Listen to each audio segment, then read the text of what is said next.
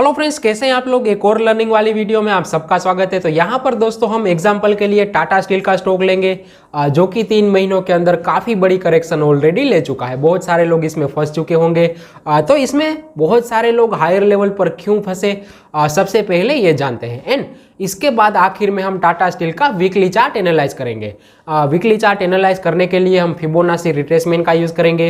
तो जो भी व्यक्ति आप में से टेक्निकल एनालिसिस के बारे में थोड़ा बहुत जानना चाहता है, सीखना चाहता है, वो सारी बातें दोस्तों हम टाटा स्टील के वीकली चार्ट के ऊपर समझने वाले हैं। तो मैं कोई बहुत बड़ा एक्सपर्ट नहीं हूँ, लेकिन जो भी मेरा एक्सपीरियंस रहा है दोस्तों टेक्निकल एनालिसिस को लेकर, मार्केट को लेकर, वो मैं यहाँ पर टाटा स्टील के एग्जाम्पल के तौर पर शेयर करूँगा।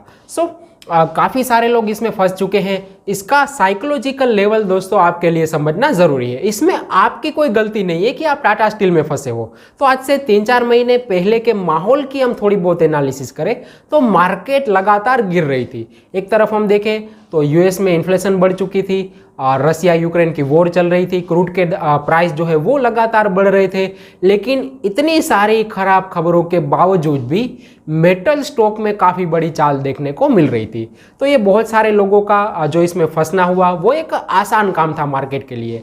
एक रिटेल इन्वेस्टर या तो कोई भी टेक्निकल एनालिस्ट या तो फंडामेंटल एनालिस्ट, मतलब जो भी व्यक्ति है जो मार्केट में इन्वेस्ट करना चाहता है, वो सबसे बड़ी चीज़ यही देखेगा कि यार एक तरफ तो बहुत सारी खराब खबरें चल रही है, मार्केटें गिरे जा रही है, इन्फ्लेशन बढ़ती जा रही है, लेकिन उसके कंपेयर में हम देखें तो मेटल स्टॉक लगातार ऊपर की तरफ भाग रहे हैं।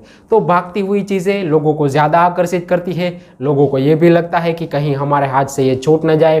तो ये कारण की वजह से हो सकता है कि बहुत सारे लोगों ने टाटा स्टील में 1200, 1300 या तो 1400 रुपये के आसपास एंट्री कर ली होगी। तो एंट्री हो चुकी है, आप लोग लॉस में आ चुके हो। बहुत सारे लोग निकलने की सोच रहे होंगे।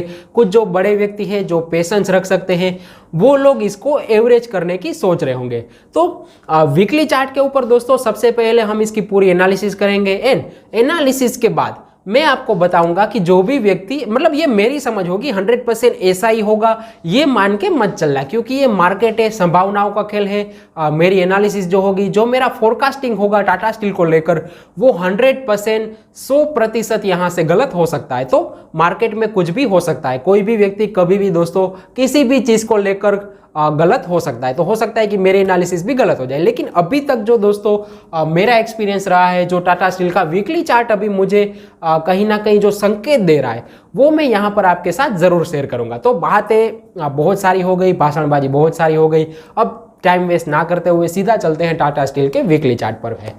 तो इसको दोस्तों हमें जब भी इतनी बड़ी करेक्शन आ जाए तो हमें फिबोनाची रिट्रेसमेंट का यूज़ करना चाहिए। तो फिबोनाची रिट्रेसमेंट ऑलरेडी मैंने चार्ट के ऊपर लगा के रखी है। अभी आप वीकली चार्ट देख रहे हो। तो यहाँ से दोस्तों जब हम फिबोनाची रिट्रेसमेंट लगाते हैं तो ये 50% रिट्रेसमेंट के आसपास आ चुका है।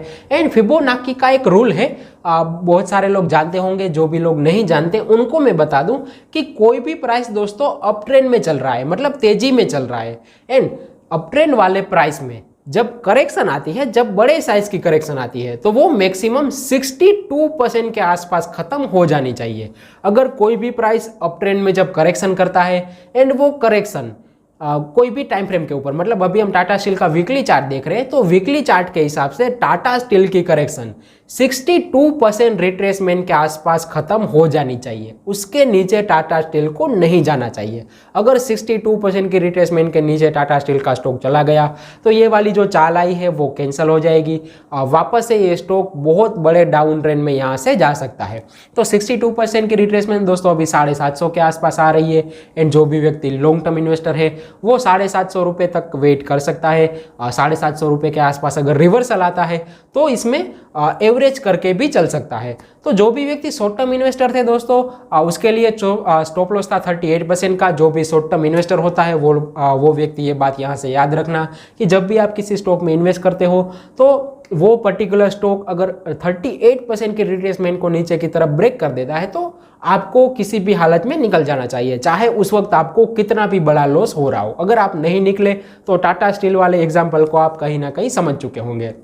जो भी लॉन्ग टर्म इन्वेस्टर है वो 750 रुपीज़ तक का वेट कर सकता है। लेकिन 750 आने के बावजूद भी वहाँ पर आपको सीधे सीधे इन्वेस्टमेंट नहीं करना, क्योंकि जैसा कि दोस्तों मैंने आपको कहा कि अगर इसको डाउन ट्रेंड में जाना है, वापस इसको ऊपर नहीं जाना, तो ये 750 के नीचे भी चला जाएगा एंड वहाँ पर जो आपने पैसा एवरेज करा होगा वो भी आप कहीं ना कहीं बड़े टाइम के लिए फंसवा दोगे। तो ऐसा काम आपको नहीं करना, थोड़ा बहुत वेट करना है। 750 के आसपास ये आता है, तब ये क्या हरकतें करता है, उसकी हलचल क्या होती है, एंड जब इसमें रिवर्सल आने लगे तो रिवर्सल के टाइम पर दोस्तों आपको ये भी देखना है कि दूसरे मेटल स्टॉक में भी चाल आनी चाहिए। मतलब सारे मेटल स्टॉक अगर वापस रिकवरी दिखाना स्टार्ट कर रहे हैं, उस वक्त टाटा स्टील भी 750 रुपये के आसपास आकर रिट्रेसमेंट को ख़त्म करके काफ़ी अच्छा रिवर्सल वॉल्यूम के साथ दिखा रहा है, तो आपको एवरेज करना चाहिए, नहीं तो 750 रुपये के नीचे एक बार आपको एग्जिट कर लेना चाहिए।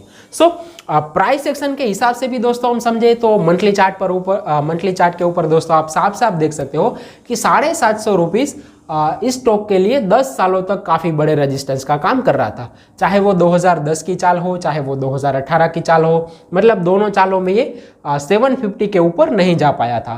तो प्राइस एक्शन के हिसाब से भी 750 रुपये इसके लिए काफ़ी अच्छे सपोर्ट का काम कर सकता है। तो जो भी एनालिसिस है दोस्तों वो मैंने यहाँ पर आपके साथ शेयर करी। ये वीडियो कैसा लगा आप मुझे कमेंट में ज़रूर बताएं। एंड टाटा स्टील को लेकर या तो किसी और स्टॉक को लेकर अगर आपके कोई क्वेश्चन है तो मुझे कमेंट में आप ज़रूर बता सकते हो।